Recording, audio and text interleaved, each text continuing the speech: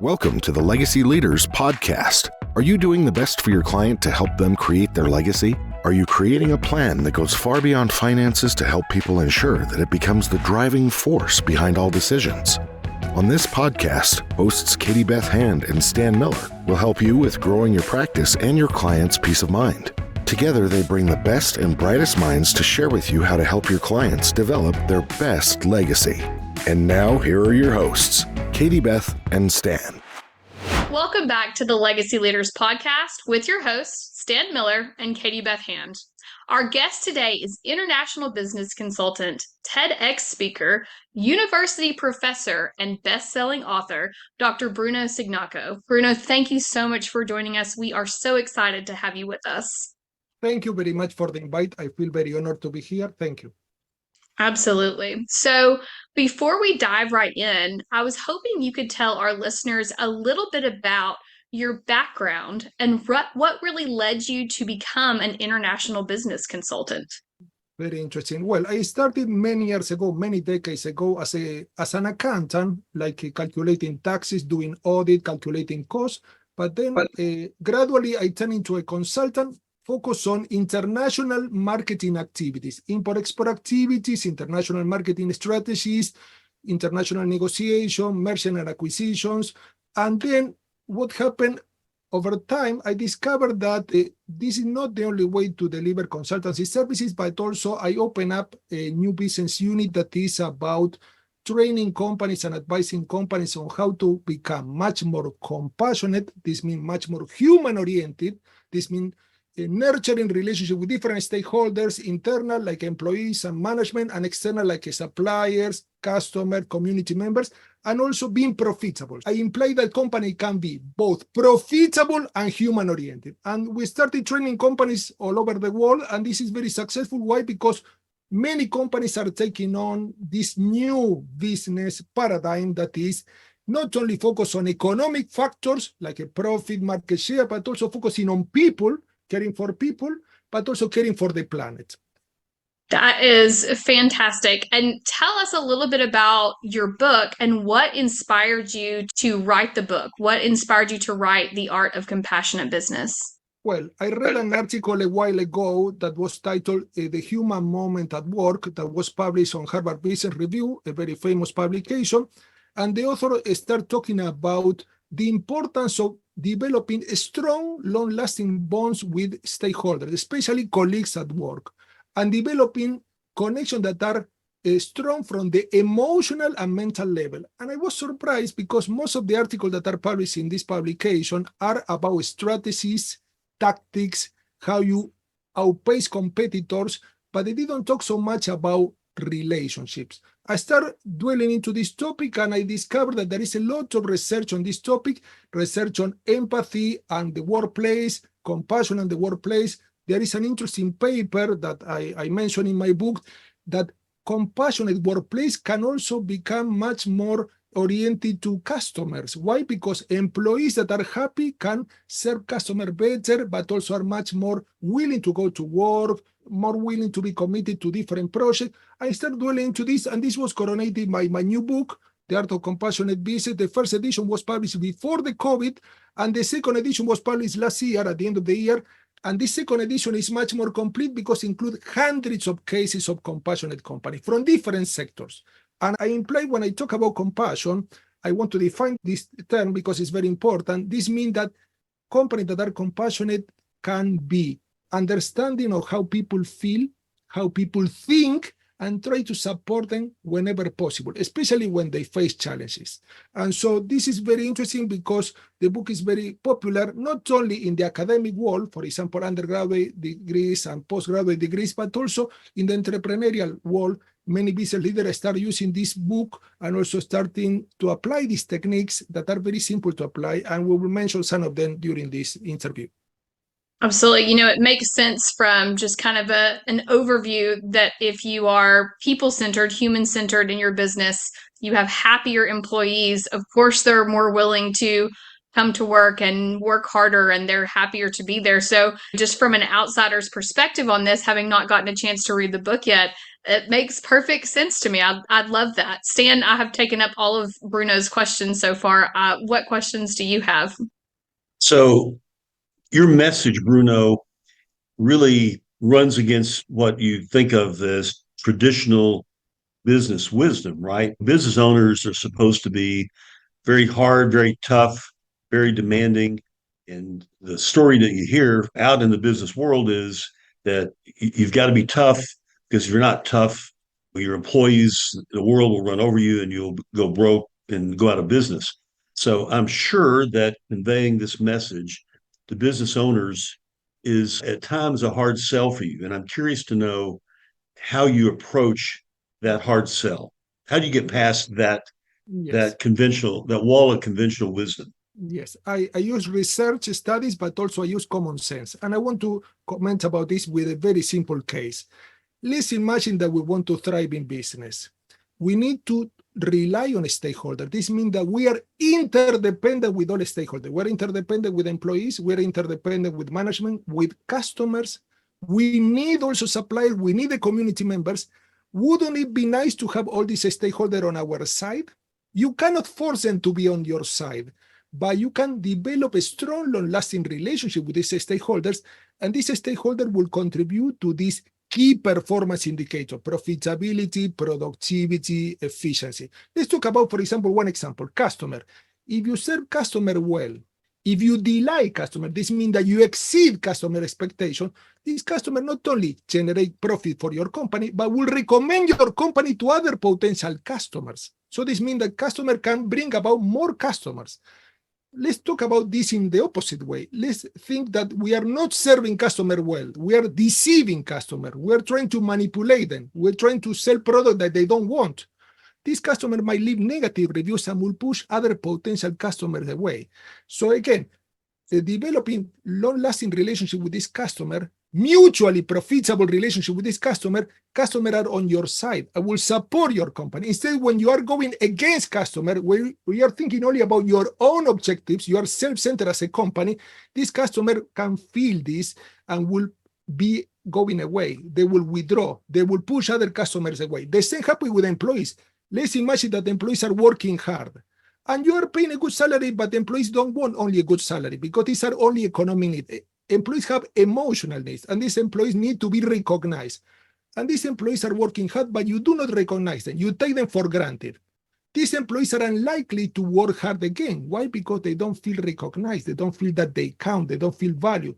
And even they have a good salary in your company, they might look for other job opportunity where they feel emotionally recognized, supported. This applies to all other stakeholders. So this means that when you treat stakeholders well, there is a concept in social psychology that we call the law of reciprocity. You treat others well, they tend to support you. They tend to treat you well. You treat others in the wrong way, in a dismissive way, in a manipulative way, they tend to withdraw. They tend not to cooperate. Because companies are interdependent with the stakeholder, they cannot thrive without a stakeholder. It's important to have all these stakeholders on your side. So this is a very simple way to explain. But also the most important factor in business is not artificial intelligence, it's not funds, it's not technology, it's not information, it's the human being. Why? Because it's a meta resource. It's a resource that generates artificial intelligence, technology, business models, strategies, product services. We care for the most important resource, because if we don't do so, there will be other companies that will be very interested in caring for this resource. So I hear that, and it makes all the sense in the world to me, but I'm guessing that it takes more than a speech like that to bring people around. And so I notice on your website, you've developed some tools for how to teach that message and embed it more deeply. So I'd like for you to take some time and explain what your process is for bringing business owners, business and the employees around to this potentially maybe radical vision of how you think about business. Yeah, this is a tailor-made approach. This will vary from company to company, but I will give you on average what we do with the companies. So for example, what we do at the beginning is an audit. So we audit how the company is at present. What we find that in most of the companies, especially in the workplace, there is a lot of fear. So this means that there is a lot of fear embedded in the workplace. employees are fearful of making mistakes, fearful of being fired, fearful of other colleagues to outpace them, fearful of being, for example, to delegate tasks or share resources. And research have clearly stated and concluded that when you are fearful, you cannot be creative. When you are fearful, you cannot be productive. When you are fearful, you cannot be efficient. Why? Because you are defensive. You are focusing on something that is threatening. So first we detect some areas of fear that most companies have, especially big companies, and then we try to teach them, based on research, some simple tools, such as, for example, the development of psychologically safe workplace, which implies supporting each other, understanding each other's need, being generous. Many companies don't understand the concept of generosity. They're always trying to take in more profit, more sales, more market share, instead of giving away. Companies that are successful, like Google, they give a lot of products away. Google Translator, Google Books, and others, Google Maps. So generating this cycle of generosity, but also generating a cycle of gratitude. I see many companies that take employees for granted. They take customers for granted too. And teaching very simple tools, starting with very simple tools that bring about very important ripple effects. These are very simple examples, but we go deeper with some companies, and we try to design a set of policies that bring about a much more compassionate workplace. I see some companies that have very rigid rules. Rules are important to set order, certainty, but in some cases, the workplace get very bureaucratic and very uncreative, because when you have a lot of rules, you have to follow the rules. You cannot be experimental. You cannot be playful. You cannot be innovative. Why? Because you're continually following the rules. So also we teach companies how to become much more innovative, how to get rid of some rules that are completely redundant or unnecessary, how to rely on delegation. I see many companies that managers don't want to delegate the most important tasks. Why? Because they are fearful of subordinates that they will make mistakes. They don't trust them. So there is a lot of research on trust and the workplace. When the workplace is trust-based, this workplace tend to be much more cooperative. People tend to trust each other. There are lower costs because you have fewer contracts. People rely on one another. They can share resources. They can work in groups in a very playful and meaningful way. So I try to back every type of tool that I give them with some research. I mentioned some research study. There is also a very interesting research study that bring about that a compassionate workplace also bring about lower stress. Why? Because when people feel supported by one another, people are less likely to feel stress. And when you lower stress at work, you lower the cost, health cost. Why? Because you have lower absenteeism and you have lower turnover. And this bring about a positive impact on the bottom line, which means profits. I notice on your website that you've developed a whole series of workshops that take each of these elements one by one, really, and introduce them. How do you deliver those? Is that done? This Do is you the go full in day. person? Yeah. This depends on the company. In some cases, it could be in person. Depending, the company is very big, is obviously prompting me to go in person and deliver this workshop with my team in person. But if not, most of the cases for small size companies, we deliver online. But generally, this workshop takes one full day. So this means that to have the fundamentals, we introduce them to the research studies that back these principles, because the whole training is about principle. It's not so much about strategy or tactics. It's about principle. And these principles tend to be perennial. This means that can be applied today or in 20 years' time, and can be applied to any company, industrial company, commercial company, and so on.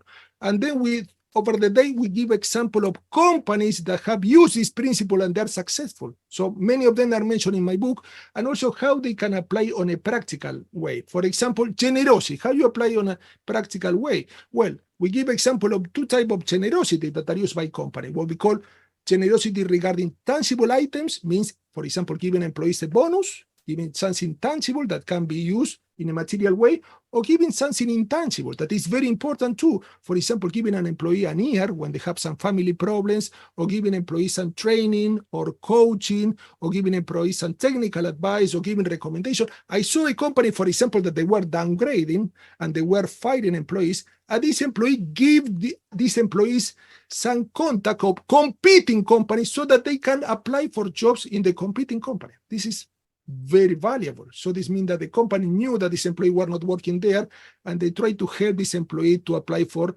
jobs in the competing companies. So this means generosity, according to research, begets generosity. Gratitude too. There are different ways to implement gratitude. Maybe thank you notes, hand sign thank you notes, maybe some events where employees can be appreciated in a public way, maybe including some messages in the blog, or for example, the company's newsletter about the employees' achievement and how this employees' achievement connect to the company's mission. There are different ways. I give you a few examples there, but there are many others. And also I try to give example of companies that are already applying. So this means that we're not trying to discover the wheel from scratch, but we're applying what work for many companies from different sectors and work. And this company, they're not only successful economically speaking, but they're also very nurturing of relationship with stakeholders. So I'd love for our listeners to buy your book. I'm going to buy your book, but until we get the book, let me ask you if you'd be willing to share a couple of the success stories that you talked about in the book, where businesses use these ideas to be transformative and become more successful. Yes, I give you examples about companies all over the world. For example, there is a company called Kaya Cookies. Kaya Cookies is a company that manufactures bakery products. These companies could employ anyone to do these bakery products, to make this bakery product. But what they do, because in the area that this company is situated, it's located, this area has a lot of unemployed people. The company tried to employ people that don't have any job, especially women, and train them from scratch. These women don't have any knowledge about bakery skills. They train them from scratch, and these women then can be inserted in the society with a livelihood. So this means that the company is not only successful economically speaking, but is supporting the communities. But there is another example of a company that is well-known, Patagonia, an entire company that I like this company. Why? Because one of the mottos of this company is our shareholder is the planet. Our shareholder is the planet. It's a metaphor. Why? Because they're trying to support environmental projects. Obviously, it's not true that the shareholder is the planet, but they act as it was. Why? They're trying to support continually and donate profits to environmental causes. Also, in some cases, they try to use during the production process some material that are environmentally friendly, like organic cotton. So this is an interesting example too. There is another interesting example mentioned in the book that is Hippo Roller, a company that was all set up to support communities. You know, in many parts of the world, there are problems with water. Many people have problems to get water on a daily basis, especially less developed countries and African countries and others. And what this company developed, a container that can be rolled with a handle to gather water, 90 liters of water. And why this is so important? Because originally, people in these communities, humble communities, they were gathering water with buckets. And these buckets were bringing about spinal issues. They were taking a lot of time because it was a lot of time taking long distances to get the water, but also, especially women and girls, they were taking a lot of time that could have used, for example, to go to school or to work. And this company, through a partnership with different organizations like a Rotary Club, they're donating these containers with handles, and these containers are durable, they're easy to maintain, and they save a lot of time to this community. So this means that it's a product with a very important social orientation. There are many other examples mentioned there in the book, but I mentioned these two because this is a clear example where you can be successful economically speaking, but also very socially oriented. Yeah, that's terrific. I love hearing those examples, and I want to read some more. You know, one of the things that we've learned, Katie Beth and I, and the work that we do with the Legacy Leaders Network, is that human beings are built instinctually with the desire to make a positive difference in the world. This whole notion that to run a successful business, you have to be hard and difficult and demanding, maybe obnoxious and unreasonable in order to be successful, really does run counter to what we know our fundamental human instincts are. I'm just curious to ask you if this original idea that you have emerged out of a particular philosophical tradition. Where did this come from for you? I think that this is something that is probably connected to my childhood. I have a family that was very supportive of social causes, and probably this was something that I saw when I was a child. But also, I felt that it's a bit of common sense. Most of the company, I agree with you, most of the company are contrary to these human values, human principles. Why? Because they don't think about the common sense, that you cannot succeed without other people, that you need people for you to succeed. But also, there is an interesting point that many companies don't get convincing even when you offer science to support your facts and your case. And what I try to do in those cases is to mention the aspect of reputation. There is, and this is a very easy to understand argument, reputation is very important for most companies. A good reputation implies most business that will be succeeding, you will attract better investors, you will attract more talented employees. Research very clearly stated and concluded that companies that are socially oriented and also environmentally oriented have better reputation. This means in the eyes of society, in the eyes of customers, in the eyes of media, are portrayed as more valuable companies. And if customers have to choose a product at the same price from a company that is not socially oriented, non-environmentally oriented, and a company that is socially oriented and environmentally oriented at the same price, the customer won't doubt at all. Will try to support because they are making a little contribution to this company and they try to change the world to a certain extent. So for companies that are not convinced, being socially oriented, being human oriented, being environmentally friendly, bring about better reputation. You attract better employees because highly qualified employees don't want to work in shoddy companies. They want to work at the top of the companies, the best companies in the world, because they're very talented. And high quality investors also look for companies that are not only profitable, but they make a nice contribution to the world. They make a positive dent in the world. So this means that this is a very important argument not to forget the aspect of reputation. Being socially oriented, being environmentally friendly, also bring about better reputation, but also you recognize the most important aspect in business, that is the human being. And this is what we have all in common, because at the end, you see, many companies try to focus on roles, which are very important, for responsibility, specification, and also different stakeholders. But at the end, the commonality that we have, all of us, is that we are all human beings, with failures in the past, with successes in the past, with fears, with expectations, with dreams. And when you treat people in a much more humane way, people tend to respond much more easily. You don't have to force them. They tend to cooperate spontaneously. Instead, when you manipulate people, when you think only about yourself, when you develop win-lose agreement, you win at the expense of others, these people tend to withdraw. They tend not to cooperate. They don't want to be with your company. Yeah, I think I read about a study a while back that said that recent graduates of business schools are willing to work for even maybe 10 or 15% less in compensation if the company they work for is very socially conscious. True. I read that same study. Yes, yeah. Yes. It's true. That proves your point, Bruno. That's exactly what you've been saying. True. And you know why? Because people don't have only economic needs. Most companies focus on the economic needs. What is economic need for an employee? Salary, good bonus. But this is not enough. They want to feel recognized, emotional need. They want to feel supported by the company, but also social need. Employees have social need. They need to relate to one another, work in group, work as a team, have also social event outside work to know each other on a personal level. And also they have environmental needs, also make a better world, not only on the environment, positive contribution to the environment, but to the world.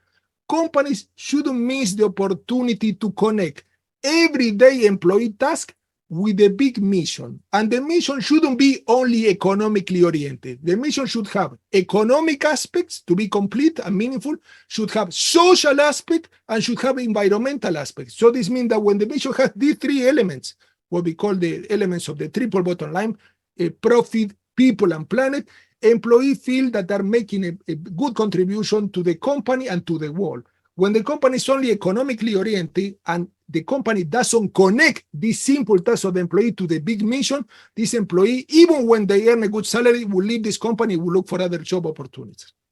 What a great message. I am so thrilled that you're giving voice to it.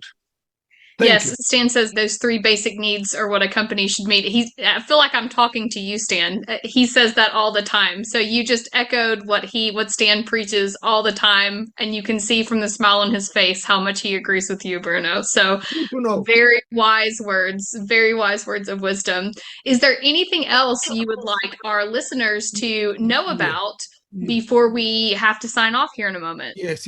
I would like listeners to ask themselves on a regular basis this self-reflection question.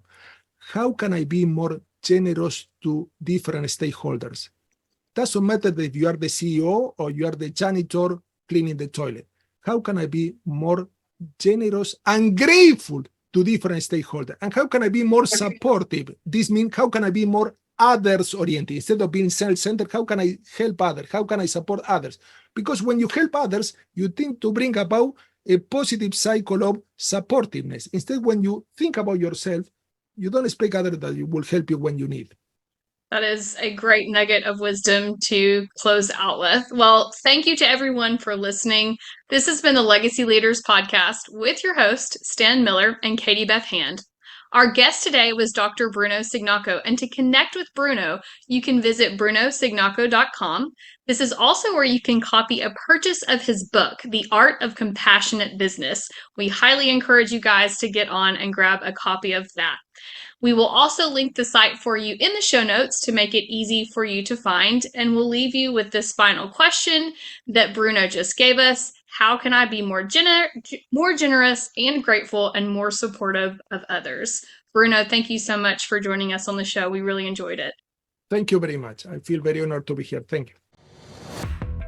You've been listening to the Legacy Leaders Podcast with Katie Beth Hand and Stan Miller. For more information on them and the show, please visit pinnaclelegacylaw.com. If you like what you've learned today, do share the program with your friends and subscribe wherever podcasts are found.